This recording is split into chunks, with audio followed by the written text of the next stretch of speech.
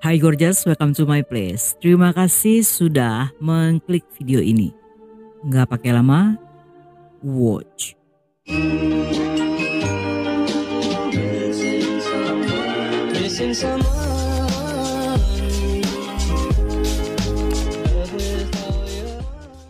Pada malam di tanggal 23 November 2009, seorang pemuda sebut saja bernama Chen yang tinggal di asrama salah satu universitas Beijing, saat itu sedang menonton drama sambil mengobrol dengan pacarnya Li Chan. Sekitar jam 10 malam, tiba-tiba Li Chan mematikan telepon dan tidak memberikan kabar. Bahkan setelahnya, Li Chan juga tidak membalas pesan dan menonaktifkan ponselnya. Karena sebelumnya hal ini tidak pernah terjadi, sehingga Chen mulai berpikir apakah dia telah mengatakan sesuatu yang salah yang membuat pacarnya marah hingga mematikan telepon. Keesokan harinya, Chen pergi ke kampus untuk mencari sang kekasih. Namun ketika selama 2 hari gadis itu masih tidak muncul, dia pun mulai merasa khawatir. Untuk memastikan keadaannya, Chen pun menemui sepupu Li Chan bernama Li Hui dan menceritakan apa yang telah terjadi. Li Hui pun segera menghubungi keluarga Li Chan, tetapi semua ponsel keluarganya juga dalam kondisi nonaktif. Li Hui yang merasa janggal saat itu mulai merasakan firasat buruk. Tanpa menunggu lama, dia mencoba menghubungi semua kerabat dari keluarganya dan meminta mereka untuk memeriksa rumah Li Chan. Namun setibanya di sana, mereka menemukan pintu rumah dalam kondisi tertutup rapat. Dan walaupun mereka telah berteriak sekuat tenaga, tidak seorang pun yang datang untuk membukakan pintu. Dan saat Li Hui hendak menelpon polisi, tiba-tiba dia mendengar dari salah seorang bibinya yang bernama Yen bahwa Meling yang merupakan kakak ipar Li Chan yang juga tinggal di rumah itu baru saja menerima bonus sekitar 67 juta rupiah dari perusahaannya. Dan dia pun mengajak seluruh keluarga untuk liburan ke Shenzhen. Walaupun awalnya merasa ragu, tetapi setelah mendengar berita tersebut, pada akhirnya mereka menunda untuk memanggil polisi. 4 hari kemudian, ketika masih belum mendapat kabar dari keluarga Li Chan, mereka pun kembali ke rumah itu untuk memeriksa situasinya. Ketika melihat pintu yang masih terkunci, mereka pun memanggil seorang tukang kunci untuk membukanya. Tetapi karena pria itu kurang mahir, pada akhirnya dia tidak berhasil melakukannya. Karena rumah Li Chan berada di lantai 2, paman yang bernama Suai mendatangi pemilik gedung untuk meminjam tangga agar bisa masuk melalui jendela belakang. Tetapi sesaat setelah berada di atas dan melongok ke dalam jendela, seketika pria itu sangat ketakutan ketika melihat tubuh seseorang yang tergeletak di lantai. Suai yang tidak ingin melanjutkan pemeriksaan, saat itu segera menghubungi polisi. Polisi yang tiba di lokasi segera mendobrak masuk ke dalam rumah dan mendekati korban yang terbaring di lantai ruang tamu. Korban dalam kondisi wajah ditutupi kain dengan cairan merah yang telah mengering. Namun mereka lebih kaget lagi karena jasad tersebut bukanlah satu-satunya korban yang ada di rumah itu. Dan setelah dikumpulkan, ditemukan ada 5 korban lainnya yang setelah diidentifikasi merupakan Han Chao dan istrinya Gu Hua serta putri mereka Li Chan. Sedangkan 3 jasad lainnya adalah sang menantu Meling bersama kedua anaknya yang masing-masing berusia 6 dan 1 tahun. Polisi yang melakukan pemeriksaan memperhatikan bahwa lantai ruang tamu telah dibersihkan dengan menggunakan alat pel seadanya. Dan di sudut ruang tamu ditemukan ember pel berisi kotoran yang bercampur dengan cairan merah. Melihat kondisi pintu serta jendela yang tidak mengalami kerusakan, mereka sangat yakin jika hal tersebut dilakukan oleh seseorang yang dikenal oleh keluarga itu. Ketika polisi menanyai keluarga besar Li, mereka pun mendapat info bahwa satu-satunya yang tidak menjadi korban adalah putra sulung Han Chao yang bernama Lei. Berdasarkan pemeriksaan CCTV, pada malam kejadian sekitar jam 10 malam, Lei terlihat pulang ke rumah dengan mengendarai mobilnya. Dan keesokan pagi pada jam 8.13, dia kembali terekam CCTV saat keluar rumah sambil memegang kain pel dan sebuah tas kulit ular yang kemudian dibuang ke tong sampah. Tidak lama setelahnya, dia pergi meninggalkan rumah dengan menaiki mobil. Dan selang 2 jam kemudian, Lei kembali masuk ke dalam rumah, namun 10 menit setelahnya kembali pergi dan tidak pernah terlihat lagi. Kepulangan Lei semalam hingga kembali pergi di siang hari merupakan waktu yang cocok dengan perkiraan kematian para korban, sehingga polisi menjadikannya sebagai tersangka utama dan mulai mencari keberadaannya. Dalam masa pencarian tersebut, polisi pun mengetahui bahwa di tanggal 24 November, putra sulung Lei yang bernama Ziheng saat itu tidak masuk sekolah. Gurunya yang merasa khawatir berkali-kali mencoba menghubungi keluarga Lei, namun tidak satupun yang menjawab panggilan itu. Keesokan harinya, sang guru berhasil menghubungi Lei yang mengaku sedang berada di luar kota. Ketika mendengar hal ini, sang guru pun meminta bantuan pada Lei agar menghubungi orang tuanya dan memberitahu bahwa ponsel mereka sulit untuk dihubungi. Tetapi alih-alih membantu sang guru, Lei justru bersikap acuh tak acuh sambil mematikan teleponnya. Polisi pun memeriksa keberadaan Lei pada saat itu, yang diketahui sedang berada di Shenzhen, seperti yang dikatakan oleh Yen sebelumnya, yang artinya Lei yang sedang sendirian telah berbohong dengan mengaku di hari itu sedang bersama keluarganya di Shenzhen untuk berlibur. Dari investigasi lanjutan, diketahui Lei berangkat ke Shenzhen dengan menaiki kereta dan bermalam selama 2 hari sebelum akhirnya dia menuju ke Hainan. Berdasarkan pengakuan Yen, dia tidak mendengar langsung informasi tersebut dari salah satu anggota keluarga Li Chan, melainkan dari salah seorang karyawan yang bekerja di restoran milik keluarga Han Chao saat dia datang ke sana untuk mencari tahu di mana keberadaan mereka. Dan 5 hari setelah insiden tersebut, polisi pun mengirim laporan pada kepolisian kota Saya Provinsi Hainan untuk meminta bantuan agar menangkap pria itu.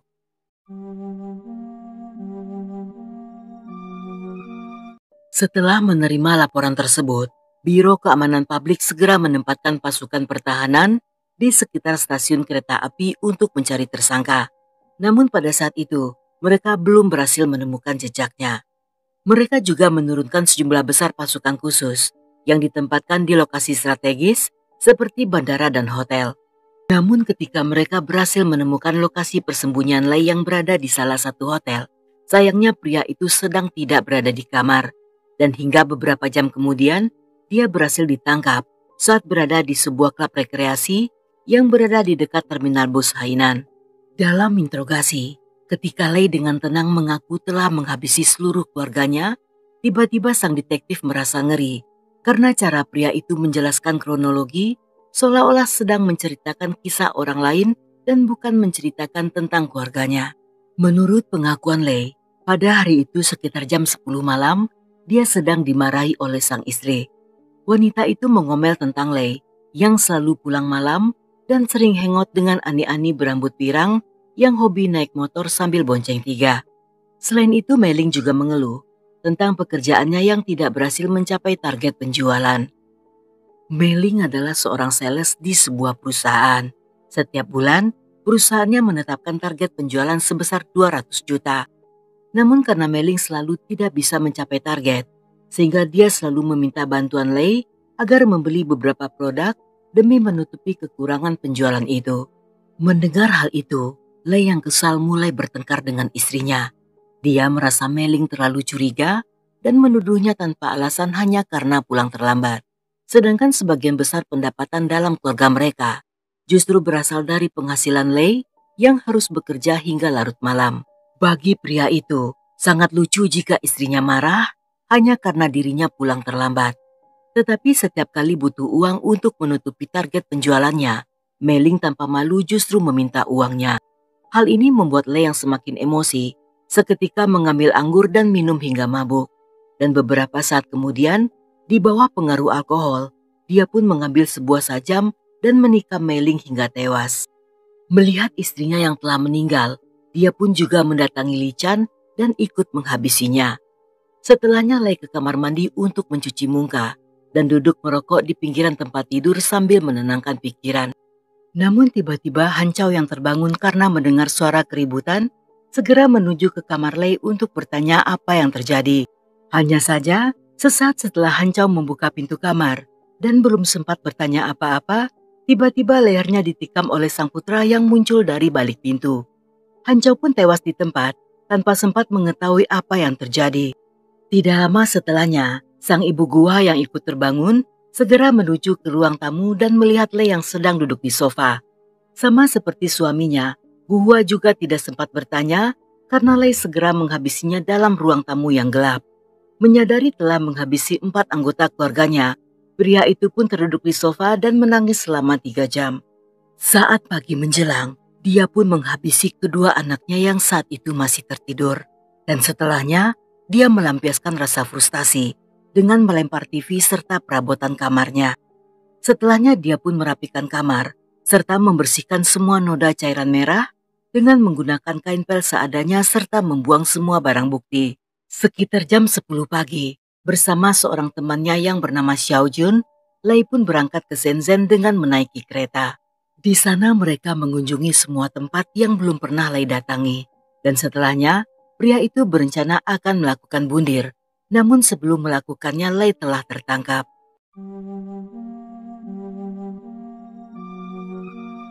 Karena orang tuanya sibuk bekerja, sejak kecil hingga berusia 7 tahun, Lei dibesarkan oleh kakek neneknya.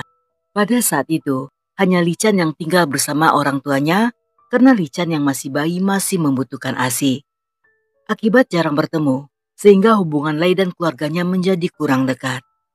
Walaupun orang tuanya sangat menginginkan sang putra menjadi sukses, tetapi mereka tidak tahu bagaimana cara mendidik dan membimbingnya.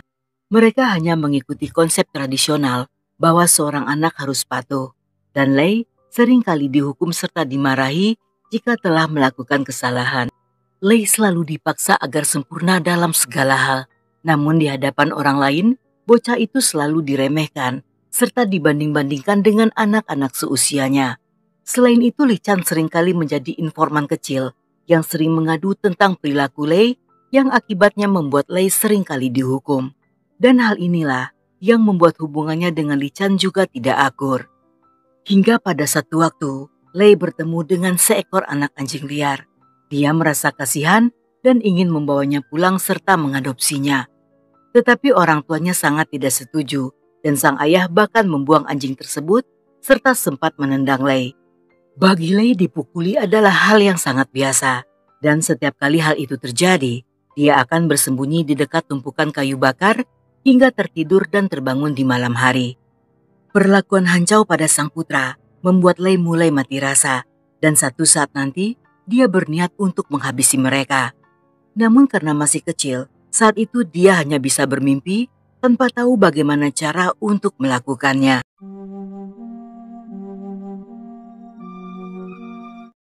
Saat berada di bangku SMP, Lei yang sudah tidak tahan memutuskan kabur dari rumah.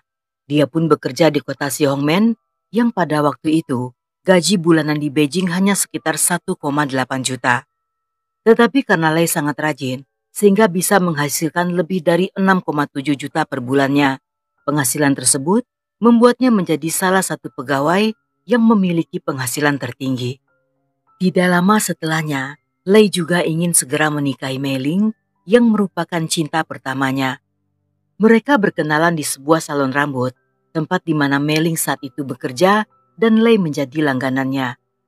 Setelah berpacaran, Lei memberi saran agar sang kekasih berhenti bekerja dan membuka usaha sendiri. Mereka pun membuka salon rambut yang sangat cepat berkembang hingga memiliki 4 cabang dengan 12 penata rambut serta beberapa tukang pijat. Setelahnya mereka pun menikah, dan karena Lei tidak banyak menghabiskan waktu dengan orang tuanya, sehingga konflik di antara mereka menjadi berkurang. Namun masa-masa indah ini tidak berlangsung lama, karena perlahan pasangan ini sering bertengkar karena merasa curiga serta cemburu. Hal ini menjadi semakin parah ketika ayah Lei mulai ikut campur dan menekan sang putra. Pria itu mengetahui tentang pertengkaran mereka akibat Mei Ling yang sering mengadu setiap kali mereka bertengkar. Selain pada ayah mertuanya, Mei Ling juga sering mengadu pada ibu mertuanya yang semakin hari semakin memperbesar rasa benci Lei pada orang tuanya. Lei merasa hidupnya selalu dikendalikan oleh ayah dan ibunya yang bahkan ikut campur mengatur tentang keputusan untuk memiliki anak. Karena sikap mereka, Lei merasa sulit untuk mengambil keputusan sendiri. Dan ketika orang tuanya merasa Lei tidak mendengarkan nasihat, mereka bahkan akan memarahi sambil memukul dan memaksanya untuk kembali memiliki anak.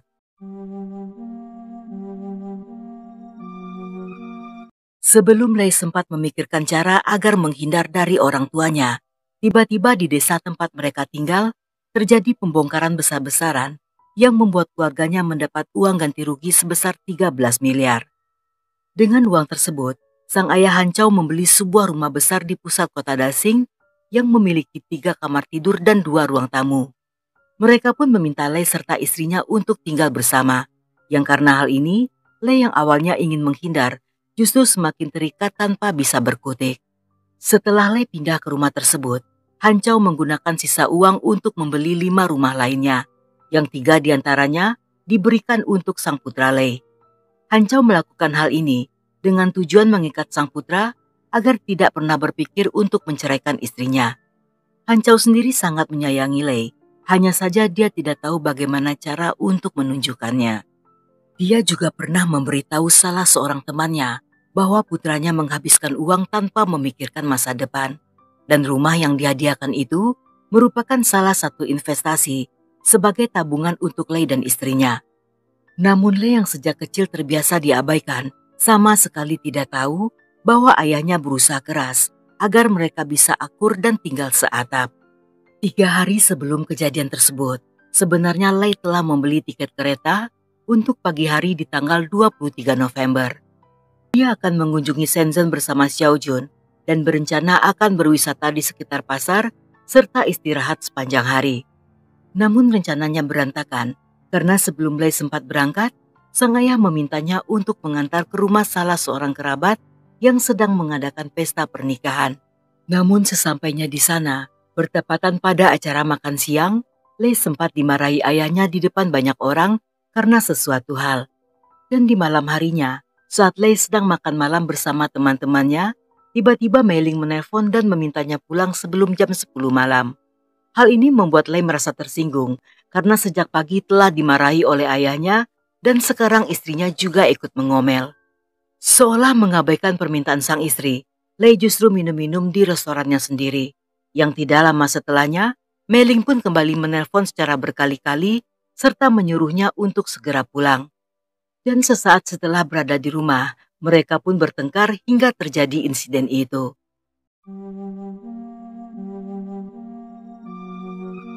Di mata teman-temannya, Lei merupakan orang yang rendah hati serta bijaksana, dan mereka sangat sulit mempercayai apa yang telah Lei lakukan terhadap keluarganya. Bagi mereka, Lei adalah pria yang berpikiran maju, serta sangat pintar dalam berbisnis. Semua usaha yang dibuatnya sangat maju, dengan penghasilan per bulan mencapai 230 juta. Bahkan di antara teman-temannya, pria itu merupakan orang yang paling sukses. Tetapi mereka juga heran mengapa orang tua Lei tampak masih belum puas dengan pencapaian sang putra. Untuk mencari tahu apa yang terjadi, pengadilan meminta dokter untuk melakukan evaluasi kejiwaan. Dan sang dokter menyimpulkan bahwa pada malam kejadian, walaupun Lei sangat normal, tetapi akibat kemarahan yang selalu dipendam, membuatnya menjadi hilang kendali. Kemarahan tersebut sudah dimulai sejak kecil dan meledak ketika waktunya telah tiba. Sedangkan sajam yang digunakan dalam kasus itu telah dibeli Lei sejak setahun sebelum kejadian tersebut. Dalam persidangan, Lei terlihat sangat tenang dan tidak menunjukkan penyesalan. Pada polisi dia mengakui jika seandainya waktu bisa diputar kembali, dia tetap akan melakukan hal yang sama. Namun satu-satunya penyesalan yang tertinggal karena dia telah melenyapkan kedua putranya. 3 hari kemudian, dia divonis dengan hukuman mati serta menjalani eksekusi setahun kemudian. Setelah kejadian tersebut, semua harta warisan milik keluarga Hancau yang bernilai sekitar 18 miliar diberikan pada keluarga besarnya. Sedangkan harta milik Lei diberikan pada keluarga Mei Ling.